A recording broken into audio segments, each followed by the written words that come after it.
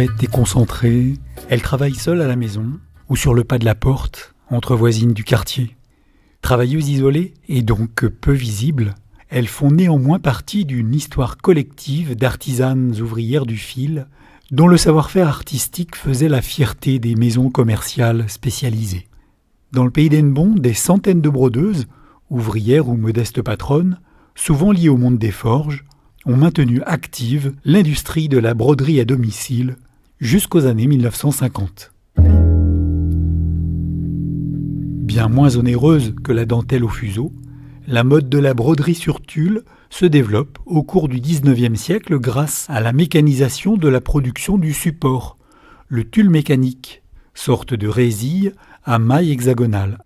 La Bretagne devient rapidement un haut lieu de ces ouvrages en tulle, sous le nom de dentelle bretonne, jouant sur les ressemblances avec la véritable dentelle au fuseau.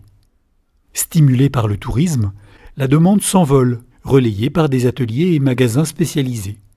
Aux traditionnelles coiffes, cols, manchettes, jupons, guimpes, châles, à destination du marché local, vient s'ajouter une gamme de nouveaux produits destinés au marché urbain et grands magasins du pays.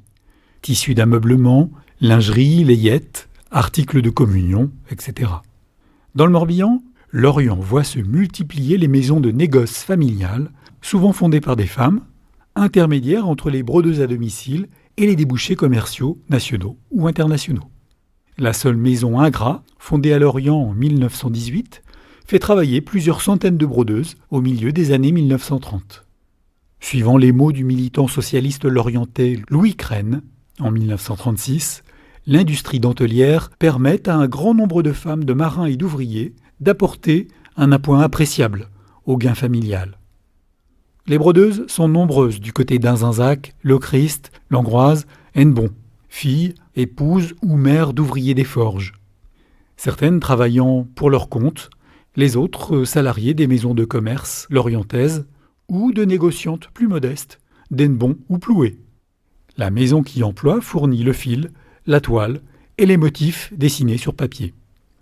Mal connues faute d'enquête, les conditions d'exercice à domicile sont invisibles et restent ouvertes à tous les dérèglements et excès possibles jusqu'à l'usure. Le salaire, à un appoint, selon Louis Crène, on n'en saura pas plus, est calculé au nombre de pièces livrées. L'apprentissage du métier s'effectue pour les jeunes filles entre 13 et 15 ans auprès d'une maîtresse brodeuse pour une durée de 2 ans, sans rémunération. Aujourd'hui, le savoir-faire et la créativité des brodeuses ont rejoint la sphère du patrimoine culturel immatériel de la Bretagne. Ils font la joie des amateurs d'artisanat d'art, des collectionneurs et des musées. Ce regard admiratif est neuf. En 1952 encore, le syndicat Force ouvrière des travailleuses de l'habillement, section broderie, devait lutter avec les ouvrières du fil à Le Christ pour obtenir un relèvement significatif de leur maigre salaire, particulièrement lésé par l'inflation du coût de la vie de ces années d'après-guerre.